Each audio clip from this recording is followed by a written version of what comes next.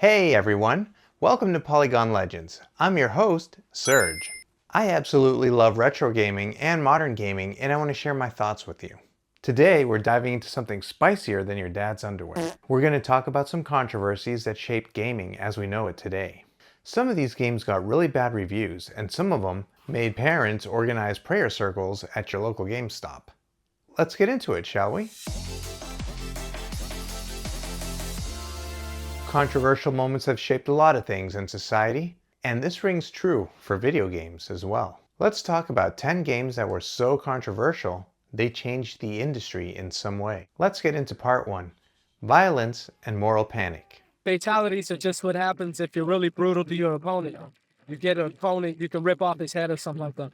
Sounds like a pretty thrilling game, and this is the kind of violence that critics are pretty worried about. The fatalities in Mortal Kombat seem almost quaint now, like finding out your grandparents' idea of a wild party was staying up past 8 p.m.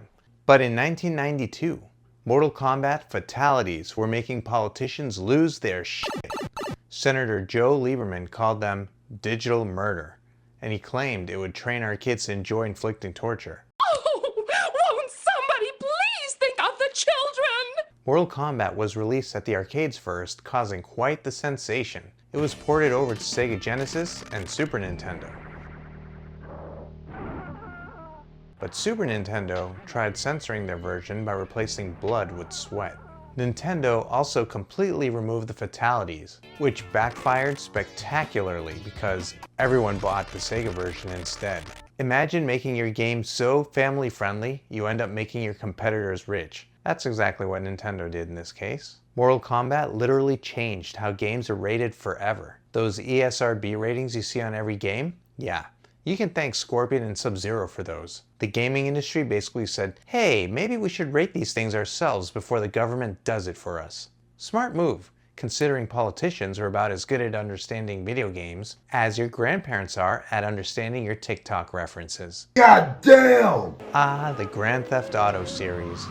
These games made parents realize those E for Everyone ratings weren't just fancy stickers on the box. When it hit shelves in 2001, it changed gaming forever and gave parent groups enough material for meetings to last until the end of time. But the real drama came with the infamous hot coffee mod.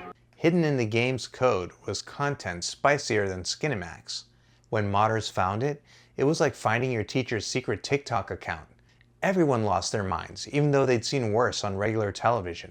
I'm not going to explain it, but I'll let you look it up yourself. Google is your friend. Cover your eyes up, kids. Long story short, Take-Two had to do a full recall and release a new version with the content completely removed. This also led to congressional hearings where new laws were written stating that publishers had to disclose all content on the disc, whether it was accessible or not.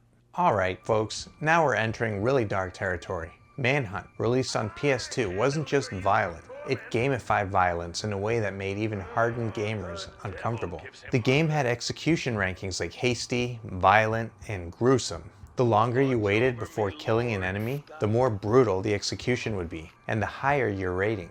The game literally encouraged you to make the kills as violent as possible. The controversy exploded in 2004 when the game was linked to a murder in the UK. The victim's parents called for the game to be banned. The game was actually banned in several countries.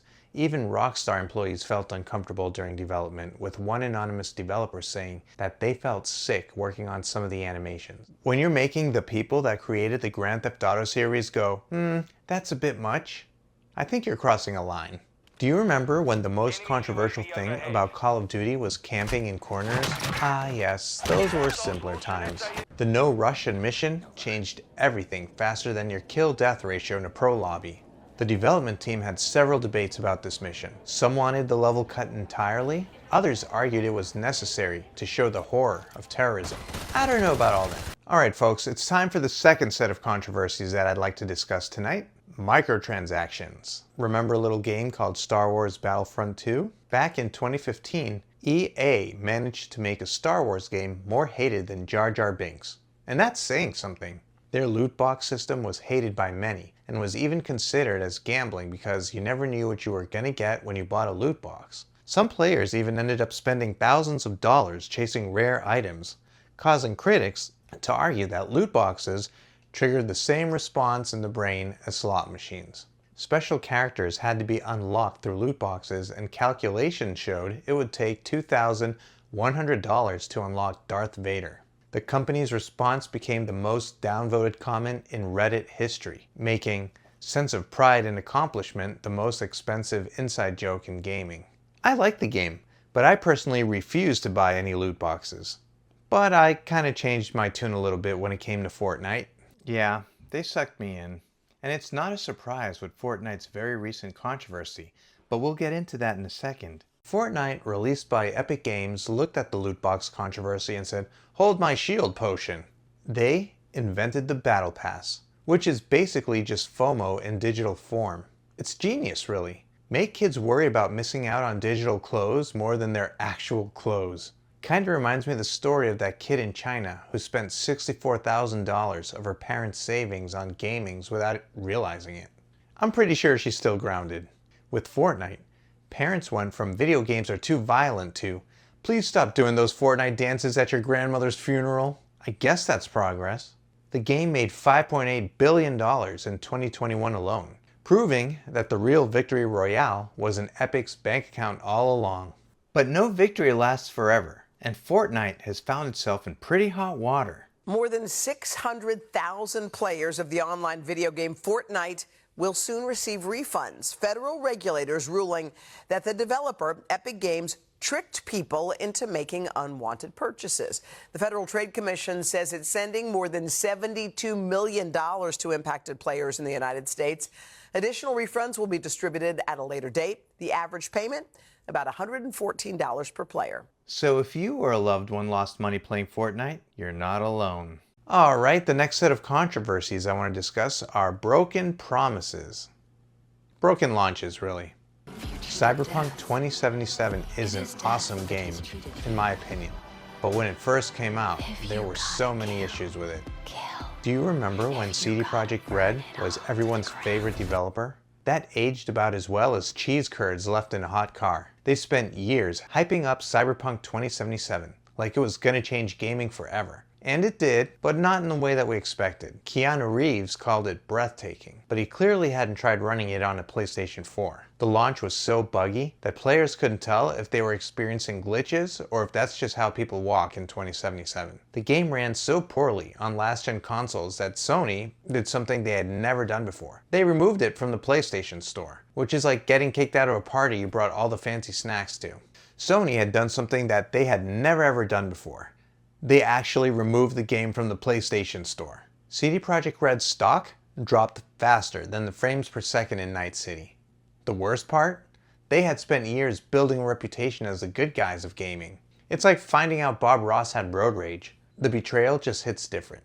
But on a positive, Cyberpunk is honestly one of my favorite games, and it's now one of the best games ever because CD Projekt Red patched the hell out of it, so if you have a PS5, I recommend you give it a try.